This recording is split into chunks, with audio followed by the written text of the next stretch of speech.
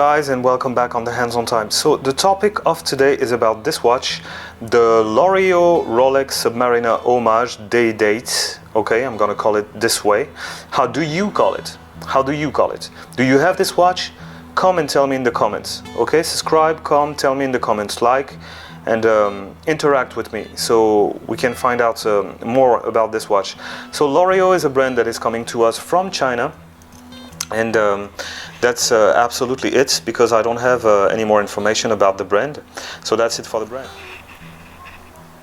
The cost. How much did I pay for this watch? This watch retails at 132 euros, okay, or dollars, depends on where you are. I'm French, I'm in Paris. So in Paris, on AliExpress, it's 132 euros. I bought it for 56. Okay, on sales. I didn't bought it for 134 or 33 euros. Okay, so that's it for the costs. The specs, guy. What are the specs of this watch? Well, the specs are pretty much the same of the Loreo Rolex Submariner Homage with the Cyclops. Okay, pretty much the same. So let's find out. Up. I'm gonna try and do this for you. So the case size is 40. Okay, I'm not doing it well, but it's 40, trust me. Let me try to do it well, because with the dents on the bezel, it's never easy. Yeah, as you can see, 40.04. Okay, the thickness, how about the thickness of that wonderful watch? Is it like the other one, 12 and something? Well, yeah, 12.76. Okay, so the same thickness. And the band width would be 20. I checked, it's 20. Okay, so what else can I say? Like the Loreo Rolex Submariner Homage with the Cyclops, this is sapphire. Okay, you have real sapphire, a real sapphire crystal in here. The bezel, it would be exactly the same thing, 90 clicks. Okay, the bezel would be 90 clicks. I have no backplay on the bezel, it's surgical, like the black one, like the green one that I presented on my channel. I bought it from the Loreo official store, and I have no problem whatsoever with the backplay. I'm not sponsored, I'm not saying this for you to go and buy them from the Loreo official store. You do whatever the F you want. But it's better to always buy you know, the things from the official stores, because the quality controls are better over there. Okay, so what else can I say? You have a day and a date. Okay, in contrast of the other one, you have a day-date window, as you can see. So the other one was having a 200 meters of water resistance. That one is the same thing. Superlative chronometer officially certified at 200 meters. Okay, same Mercedes hand style Submariner Rolex type of thing, but at the 12 o'clock, as you can see, it's not a triangle, you have two bars. That's another difference.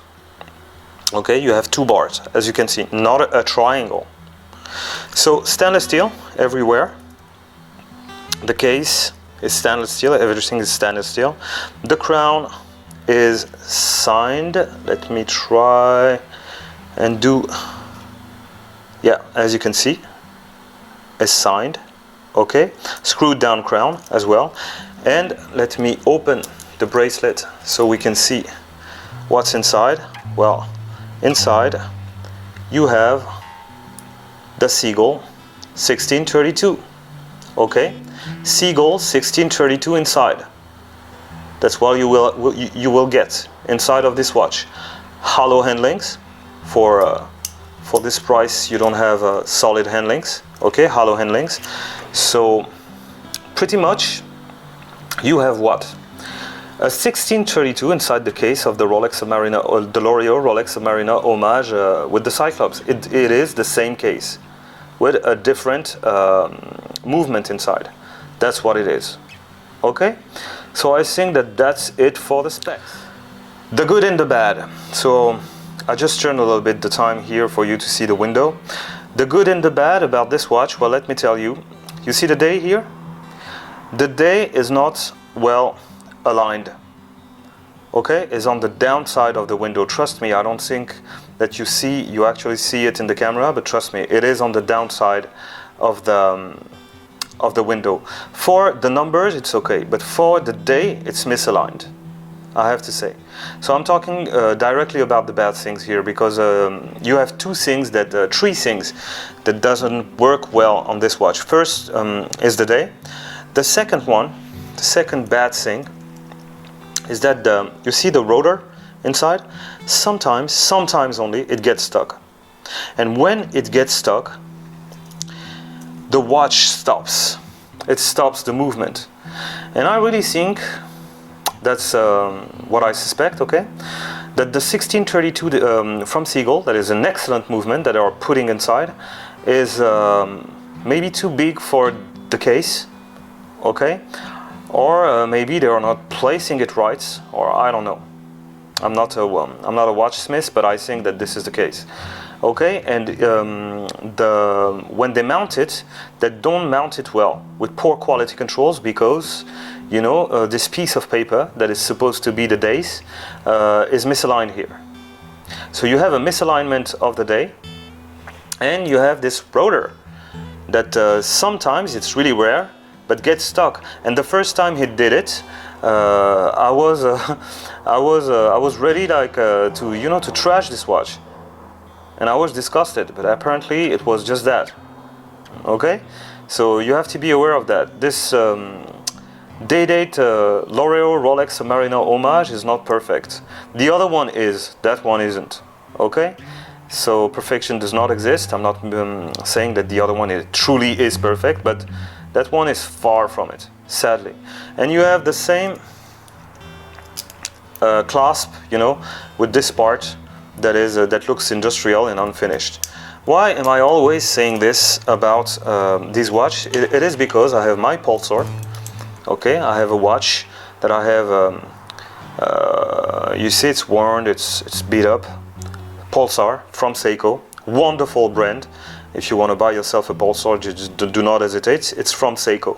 Pulsar and Loris are owned by Seiko. Okay, and if you look at what Pulsar is doing on their clasp, you see, everything is chromed. It looks like finished, like not industrial, you know. They made an effort. So that's why I'm saying that on the Loreo is not like finishing their bracelet well, but Orion is not finishing their bracelet well, and it's from Seiko. And even Seiko sometimes has poor bracelet, but that's something I had to say. Okay, so I think that that's it for the good and the bad.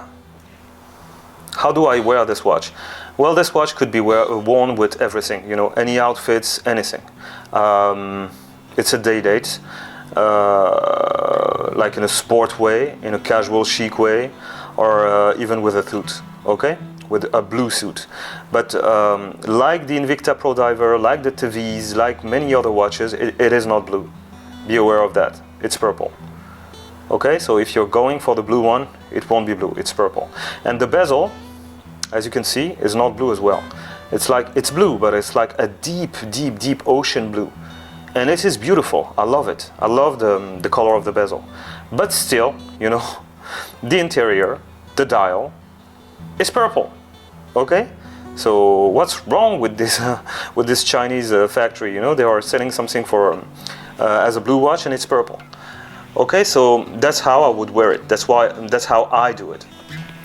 What about the wrist shot? Like the Rolex Submariner Homage with the Cyclope, beautiful. Stands truly beautifully on the wrist. It's wonderful. And yeah, it's a bummer that there is some problem, you know, some problems with an S, because you have many problems. So just take a look at this. Really nice on the side. 17 centimeters of circumference after the bone, my wrist, okay? Really, really nice. So let's go and check out the Lume on this watch. And there you go, guys. You see the Lume? You see the difference at the 12 o'clock? 2 bars, not a triangle. Lume is also well applied on this. Really good Lume, you know. It's not a bad one. I've seen better, but I've seen way more, you know, worse, way worse than this. So really nice lume. Let me try to focus it for you. So that's it for the lume. So guys, let's take a moment. Inside the watch, the true color of the watch. You see the dots with the chrome around. The new feature, day date window. Too bad it's misaligned, but looks good.